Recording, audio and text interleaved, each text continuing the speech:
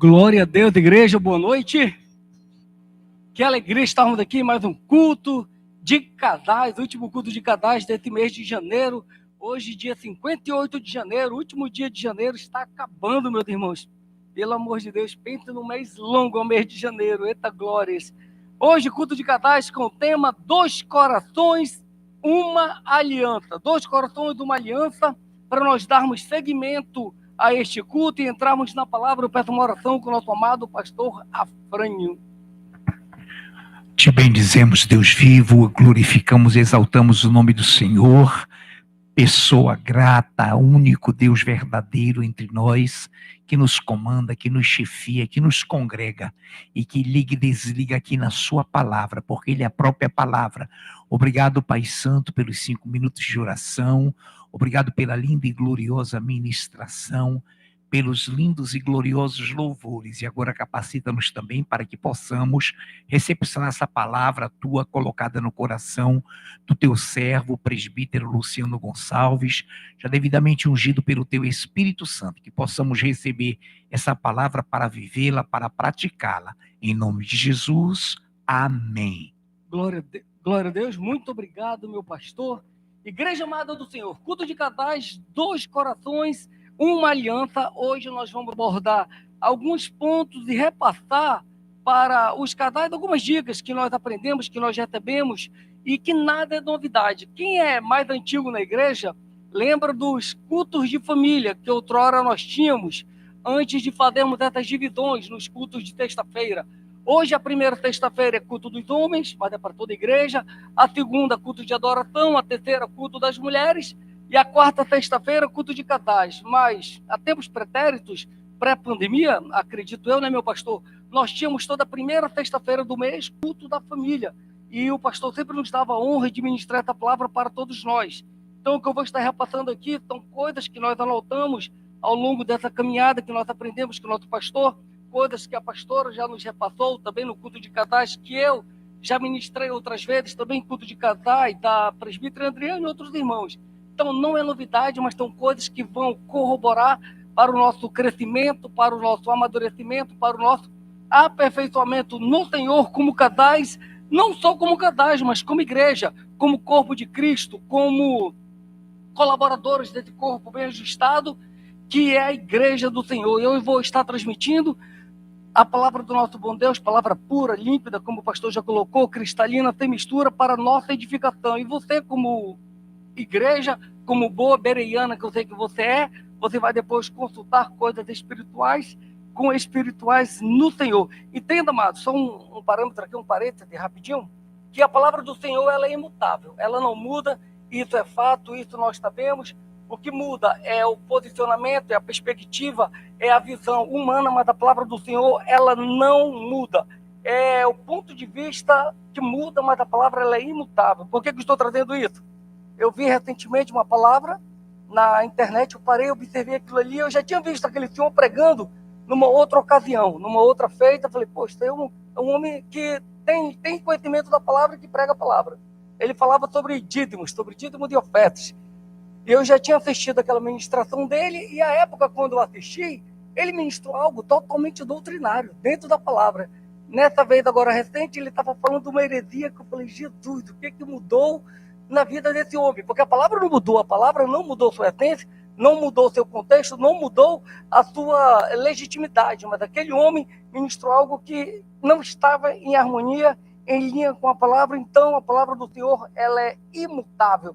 E nesses pontos que nós vamos estar abordando hoje, dois corações de uma aliança, nós vamos abordar 8 pontos, acredito, deixa eu verificar aqui, serão 8 pontos exatamente que nós vamos estar trabalhando de forma bem dinâmica, bem célere para a igreja, para o corpo de Cristo. E o primeiro ponto é sejam um, porque nós estamos falando de dois corações, uma aliança, vamos falar de unidade. Eclesiastes capítulo 4, pode abrir a palavra do Deus vivo comigo, versículos de 9 a 12. Eclesiastes capítulo 4, versículos de 9 a 12.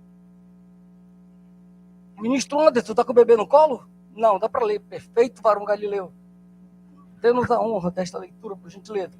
Do 9 até o 12, por gentileza. Qual é a passagem? Eclesiastes capítulo 4, versículos do 9 ao 12. Eclesiastes capítulo 4, versículos do 9 ao 12. Amém. 9 ao 12. Melhor é serem dois do que um, porque tem melhor paga do seu trabalho. Porque se caírem, um levanta o companheiro. Ai, porém, do que estiver só, pois caindo não haverá quem o levante. Também, se dois dormirem juntos, eles se aquentarão. Mas um só, como se aquentará? Se alguém quiser prevalecer contra um, os dois lhe resistirão. O cordão de 3 dobras não se rebenta com facilidade. Glória a Deus, varão. Muito obrigado. Melhor é serem dois do que um. E ele traz algumas vantagens de ser dois do que um. Ele começa dizendo que tem melhor paga do seu trabalho. Ele traz outra vantagem de ser dois do que um, porque se caírem, esse caírem está no plural. Vocês percebem, porque não é se um cair, é se caírem, se eles caírem, um ajuda o outro a levantar. E o texto diz: ai, porém, do que estiver só, pois não haverá quem o levante. E no 11 diz: se dois dormirem juntos, eles se aquecerão, um aquecerá o outro. Mas se ele estiver só, quem o aquecerá? E ele fecha dizendo: se quiserem prevalecer contra um, ambos, os dois, resistirão este que tentar prevalecer contra eles. E um cordão de 3 dobras não se rebenta, não se quebra, não estoura com facilidade. Então, é vontade de Deus que nós sejamos um só, como casal, como marido, como esposa, como, inclusive, membro do corpo de Cristo. Nós devemos ter essa mesma visão. Aí, quando nós falamos de carnal, a gente entende que ser um é mais do que conjunção carnal, é mais do que coabitar. Ser um é caminhar na mesma direção, é caminhar tendo o mesmo parecer, desde que essa direção, desde que este caminho tenha sido apontado, tenha sido direcionado por Deus, tenha sido mostrado por Deus. Ser um é estarem de acordo, eles, o casal, ambos estarem de acordo naquilo que estão fazendo. Amós 3,3 diz: andarão dois juntos se não houver entre eles acordo. Então eles têm que ter acordo, só que esse acordo é de acordo com a palavra de Deus, é de acordo com os preceitos de Deus, é de acordo com os estatutos de Deus, é de acordo com aquilo que Deus tem instruído, de acordo com aquilo que Deus tem ensinado. Vamos pegar o exemplo que o pastor nos trouxe agora recentemente, segunda-feira passada, o Ananias e Zafira. Eles eram um? Sim, eram um. Eles estavam de acordo? Estavam de acordo. Só que eles não estavam de acordo com a palavra de Deus. Eles não estavam de acordo com a vontade de Deus. Eles não estavam de acordo com os preceitos de Deus. O Espírito Santo não ia colocar no coração deles para eles fazerem aquilo, porque o texto diz que eles tentaram enganar o Espírito Santo. Então, o nosso acordo, a nossa aliança, essa união que nós como casais devemos ter, deve estar de acordo com a palavra de Deus. Digamos que uma mulher deseja levar uma vida casada, uma mulher casada deseja levar uma vida promíscua, uma vida de mundano proceder. O marido dela, que também é cristão, ela é cristã, ele é cristão, deve acordar com isso? Deve aceitar isso? Deve estar nesta aliança com isso? De hipótese alguma. Pois, mas eles não têm que ter acordo, eles não têm que ter uma aliança, eles não têm que ter o mesmo parecer dentro da palavra de Deus, dentro da vontade de Deus, dentro daquilo que o Senhor aponta para eles, dentro daquilo que o Senhor coloca para eles. Um homem que leva uma vida totalmente desregrada, desgraçada, uma vida ora na igreja, ora no mundo, e a mulher vai estar de acordo com isso? Vai estar em conformidade com isso? Vai ser um com ele neste parecer, neste ponto de vista? De hipótese alguma. Eles não podem ser um se isso fere a palavra de Deus, se isso fere o ensino de Deus, se isso é contrário à palavra de Deus. Veja o que diz 1 Coríntios capítulo 1, versículo 10, por gentileza. Rogo-vos, irmãos, pelo nome de nosso Senhor Jesus Cristo, que faleis todos a mesma coisa, e que não haja divisão entre vós, que não hajam entre vós divisões, antes sejais inteiramente unidos na mesma disposição mental e no mesmo parecer, tendo a mesma disposição mental, tendo o mesmo parecer. Olha, o nosso parecer é este.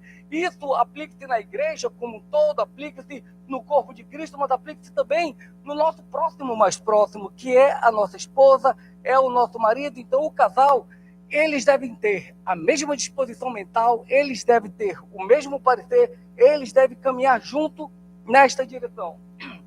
Imaginemos, pega esse exemplo aqui rapidinho.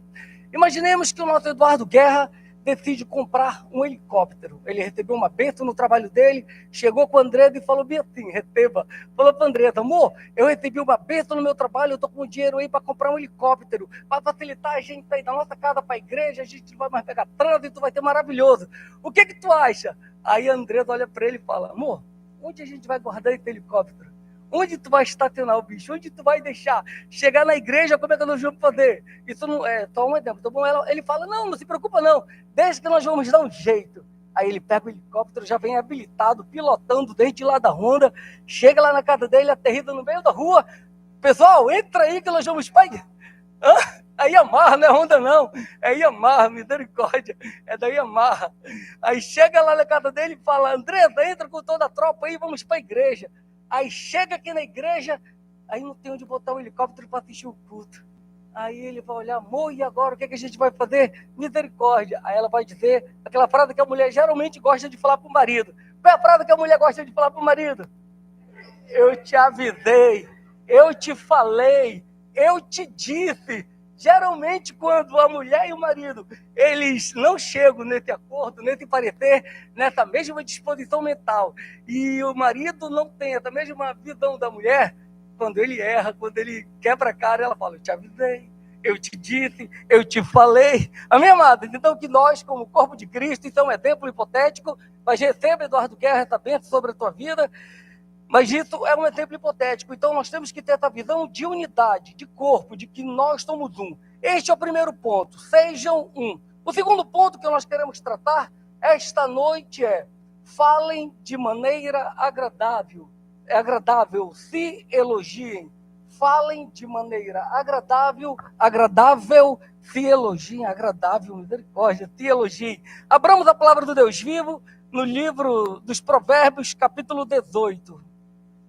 Provérbios, capítulo 18, nós vamos ler exclusivamente o versículo 20 por hora. Guerra, pode nos dar a honra de ler, Eduardo, por gentileza? Provérbios, capítulo 18, versículo 20. Do fruto da boca o coração se farta, do que produzem os lábios se satisfaz. Glória a Deus, do fruto da boca o coração se farta, do que produz os lábios se satisfaz.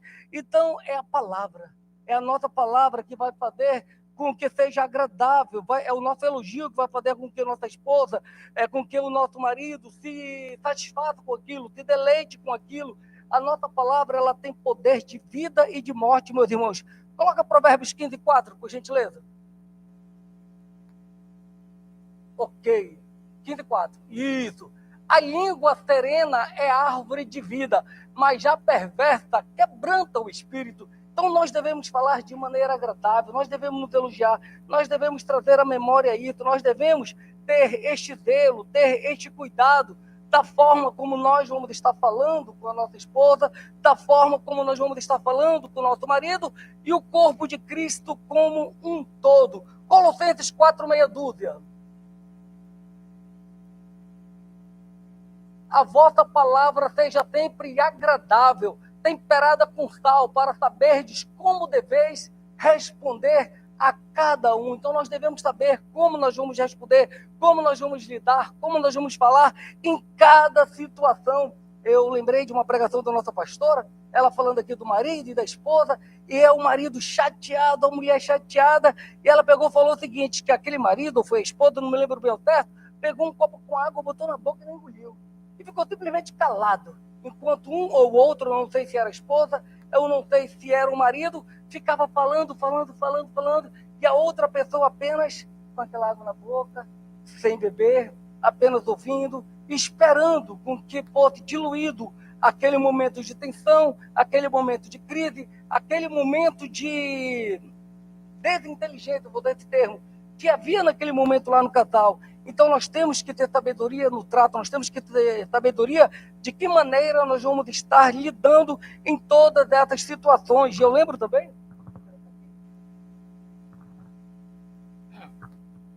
então, lembrando da pastora, que quando o casal está namorando, está noivando, está naquele momento de paquera, os animaizinhos são todos pequenos. Minha borboletinha, é meu coelhinho, é meu isso aqui, é meu aquilo outro ali. Aí depois que casa, meu irmão, os animais tudo crescem. É seu jumento, é sua mula, é teu isso, é seu aquilo. Eu glorifico a Deus porque nós não temos isso, nós temos uma linguagem agradável, nós sabemos nos elogiar como casais, e isso nós nos alegramos. Então, o segundo ponto é: falem de maneira agradável, se elogiem. O terceiro ponto está ligado a este ponto aí, que é: não se critiquem, não se julguem. Tudo isso, amados, na vida do relacionamento, na vida do casal, traz maturidade. Faz com que o nosso casamento, o nosso relacionamento cresça, ele amadureça, ele seja consolidado, ele seja lapidado por Cristo. Aí mesmo em Provérbios 18, o Eduardo nos leu o versículo 20. A nossa presbítera Andreda vai ler o versículo 21. Aí mesmo, Provérbios 18, olha o que diz o 21.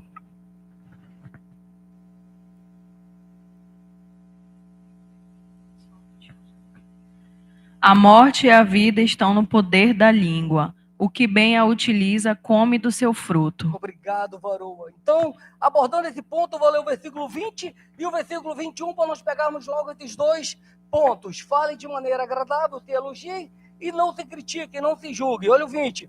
Do fruto da boca o coração se farta, do que produz dos lábios se satisfaz. A morte e a vida estão no poder da língua. O que bem a utiliza, come do seu fruto. O que bem a utiliza, desfruta do que ela pode oferecer, do que ela pode dar. Então, que nós tenhamos essa inteligência, esse entendimento, essa direção divina, de que maneira nós devemos falar, de que maneira nós devemos tratar nossa esposa, nosso marido, nosso cônjuge, para que nós possamos comer do fruto destas palavras, do fruto deste tratamento, do fruto deste alinhamento. Tiago 3,11.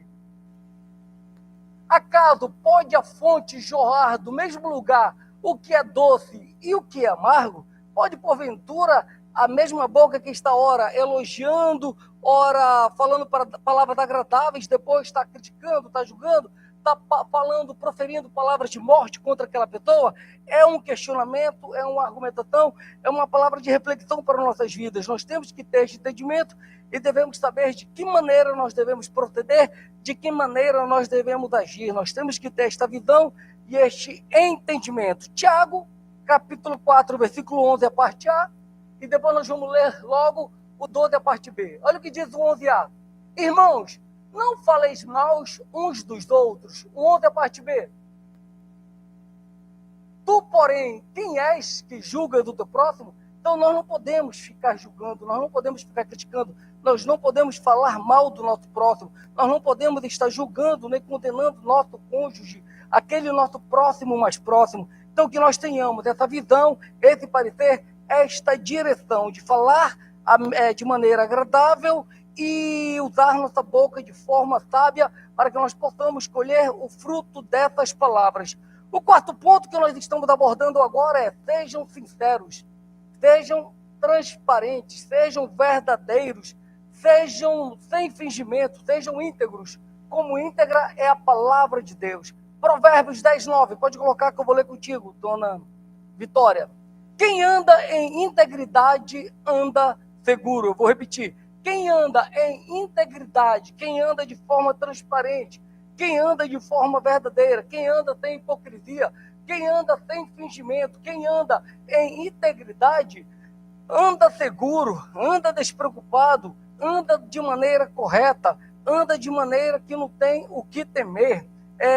Isso aqui eu falo porque nós sabemos, conhecemos os casais da igreja, a sua grande maioria, e nós sabemos que os casais da igreja são transparentes, são íntegros, são sinceros, eles não escondem, eles não têm por que andar, volta o texto rapidinho, andar sem segurança, eles andam seguro. O que seria, Luciano, deixa eu pegar essa questão, andar seguro, andar sem segurança? Digamos que, pegou o exemplo do Eduardo e da Andresa, pois, peguei vocês para dar de tempo, que vocês estão bem em nossas vidas. O Eduardo, isso não acontece, nunca vai acontecer, está repreendido em nome de Jesus. O Eduardo recebeu uma mensagem de uma colega dele do trabalho. Aí ele pegou, apagou aquela mensagem, escondeu, não quis mostrar para a Andresa. Isso é um exemplo, tá bom, amados? Aí ele fica com medo, ele anda inseguro porque a mulher pode mandar uma outra mensagem para ele e a Andresa vê. Vocês estão entendendo? Então é isso que o texto diz. Quem anda em integridade, de forma séria, de forma honesta, de forma justa, anda seguro, não teme, não tem medo, não se preocupa. Eu lembro uma palavra que a nossa pastora ministrou aqui, não sei se foi no culto dos casais, eu acho que foi no último culto de casais de novembro, acho que foi novembro, ela falou isso, foi isso mesmo, foi ela, que nós estávamos tendo o aniversário do nosso pastor, e ela pegou, saiu do grupo. Aí aqui ela pegou e falou: amados, eu saí do grupo, não é porque o meu marido, ela chamou ele de Afrânio, o nosso pastor, porque o pastor Afrânio não pode ver meu celular e eu não posso ver o celular dele. Nós temos total liberdade de um ver o celular do outro. Eu não queria que eu deixando o celular no balcão, de repente, notificasse uma mensagem. Já comprei o bolo do aniversário do pastor e ele visse. Vocês estão entendendo? E fez uma adenda. Ele falou: de fato, eu e a pastora não temos segredo, não temos por que colocar senha, esconder, botar no celular alguma coisa. Assim como nós também temos essa liberdade, essa transparência um com o outro. Por exemplo, eu e minha esposa, a gente não tem senha no celular. Na verdade, temos por questões do banco, mas tudo ela sabe, tudo eu sei. Os irmãos do Bedanino todos sabem a senha do meu celular. O pessoal lá, quando precisa, já entra, já vê como é que está o sinal da internet. E a gente dá essa liberdade. Então, nós temos que ter esse cuidado. Tem uma trend é... Não sei nem como é que eu explico o que é trend. Tem um negocinho do Instagram que é bem assim: o homem está sentado, eu vou colocar assim que é melhor. Aí ele está com o notebook na frente dele e não tem nada no notebook dele. Ele só escreveu assim: vai se tratar. Fechou a tela. A maioria do pessoal já viu aqui, porque o algoritmo entrega para todo mundo a mesma coisa. Aí estava escrito bem assim, estava o monitor dele desligado e ele colocou um papel, uma folha dessa colado no notebook, escrito: vai se tratar. E a mulher dele, quando chega, ele abaixa a tampa. Pá! Quando ele abaixa, ela corre: o que tu tá vendo? Não é nada não. O que tu tá vendo? Não é nada. O que tu tá vendo? Tu tá me escondendo? Não é nada não, não tô escondendo nada não. Quando ela abre a tampa do notebook, tá lá no papel: vai se tratar. A maioria, eu acredito que já viu, já acompanhou isso. Então, que nós tenhamos essa liberdade, que nós tenhamos essa sinceridade, que nós tenhamos essa transparência com a nossa esposa, com o nosso esposo, com a nossa família, com o nosso cônjuge, que nós sejamos sinceros. Sinceros, trazendo do original, a etimologia, fala sobre sem cera. O que acontecia antigamente, principalmente no tempo de Cristo, Jesus Cristo?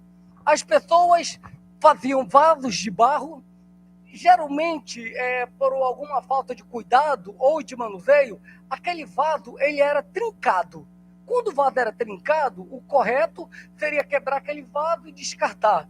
Algumas pessoas mal intencionadas, elas pegavam aquele vaso e passavam cera nele e pintavam para esconder aquela rachadura, para esconder aquele trinco. Então, o termo sem cera, sincero, vem sem cera, sem esse fingimento, sem esse disfarce, sem querer esconder algo. Então, daí vem a origem da palavra sincero, tá bom, meus amados? Colossenses 3,9, por gentileza. Vi. Não mintais uns aos outros, uma vez que vos despistes do velho homem com os seus feitos, uma vez que vos despistes, tiraste de ti, abandonaste, largaste mão do teu velho homem, do velho homem que você era antes de Cristo. Nós agora em Cristo somos novas criaturas. Nós somos novas criaturas em Cristo Jesus. E como novas criaturas em Cristo Jesus, nós temos apenas um proprietário, amados. A palavra de Deus fala que nós somos propriedade exclusiva de Deus. Então o Senhor é o nosso proprietário, o Senhor é o nosso dono. Eu vou aproveitar, eu lembrei agora aqui da questão do futebol. Liga só nesse mistério no bom sentido.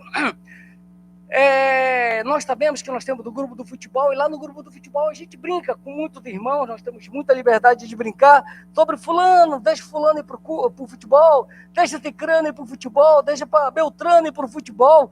E eu falando isso agora, eu lembrei que ninguém é propriedade de ninguém, ninguém é dono de ninguém. O que acontece, então, só para vocês entenderem, quem não sabia, não há impedimento nenhum de qualquer irmã ou irmão impedir o outro de ir para o futebol, de sair, de ir para cinema, de lanchar, de fazer qualquer coisa. Não existe esse impedimento, amados. O que acontece é que algumas pessoas, por suas limitações, optam por não ir. Eu vou pegar o exemplo do Sandro. Por que do Sandro?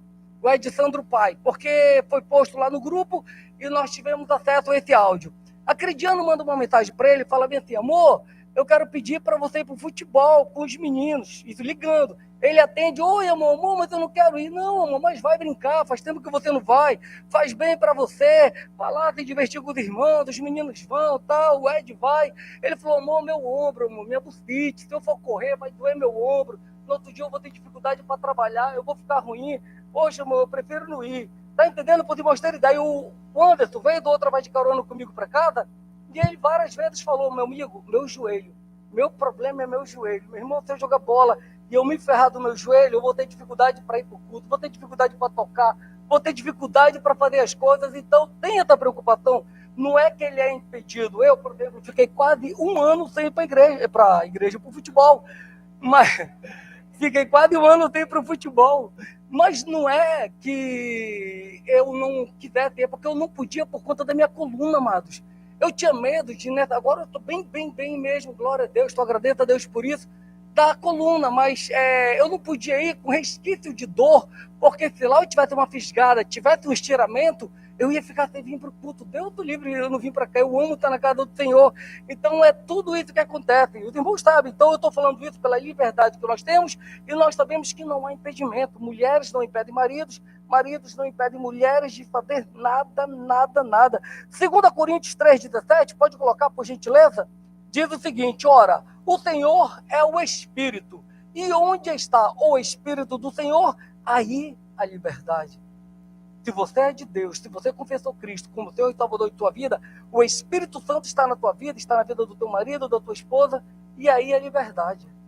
Não há prisão, nós só temos um proprietário, que é o Senhor Jesus Cristo. Ele é o nosso dono, ele nos comprou com o preço do seu sangue, e não há impedimento em nossas vidas. Onde o Espírito do Senhor está, aí há liberdade. O quinto ponto é: se perdoem. Amado, do perdão, ele é libertador. O perdão, ele liberta, o perdão, ele transforma, o perdão, ele restaura a alma do homem.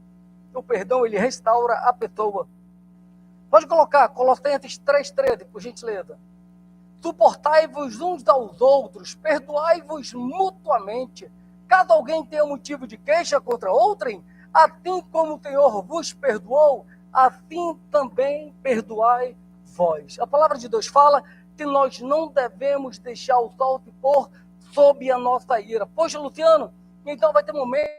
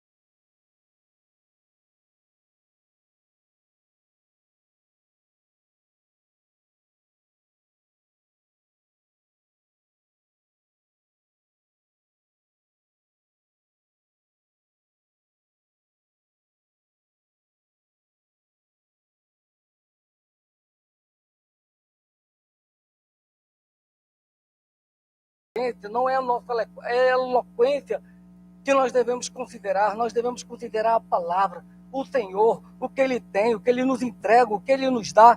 É sempre no Senhor que nós devemos confiar, porque quando nós confiamos no Senhor, a palavra dEle é vívida em nossos corações. Quando nós confiamos nele, a palavra dEle produz vida em nós. Quando nós confiamos nele, a palavra dEle nos transforma, nos direciona, nos impulsiona. Quando nós confiamos única e exclusivamente no Senhor, Ele nos dá força para que nós possamos andar altaneiramente, para que nós possamos andar de maneira que o inimigo não possa nos alcançar. Esse é o nosso objetivo, é caminhar sempre olhando para o nosso foco, para Cristo, para o prêmio da soberana vocação daqueles que creem em Cristo Jesus.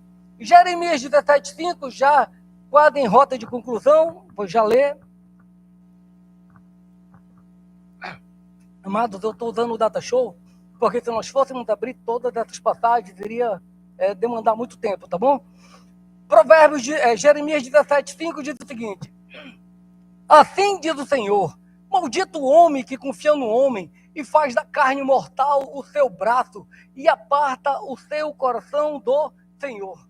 Maldito aquele que confia no homem, aquele que confia na tua força, aquele que confia na tua capacidade, aquele que confia no teu intelecto, aquele que confia naquilo que ele pode fazer. Maldito o homem que acha que pode fazer alguma coisa sem Deus. Maldito aquele que não tem no Senhor a sua confiança, aquele que não tem no Senhor o seu sustento, aquele que não tem no Senhor o arrimo da sua sorte. Então que nós tenhamos sempre como casais essa confiança no Senhor, porque é Ele que nos sustenta, é Ele que nos direciona, é Ele que nos impulsiona para vencermos em nome do Senhor Jesus. E para finalizarmos, eu peço que a Igreja do Deus Vivo abra a palavra do Senhor em Isaías capítulo 2:6.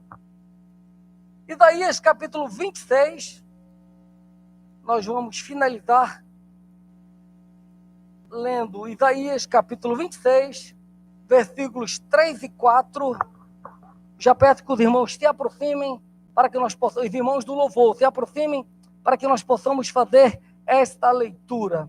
Isaías capítulo 26, versículos 3 e 4, nós vamos já ler assim que os irmãos do louvor chegarem.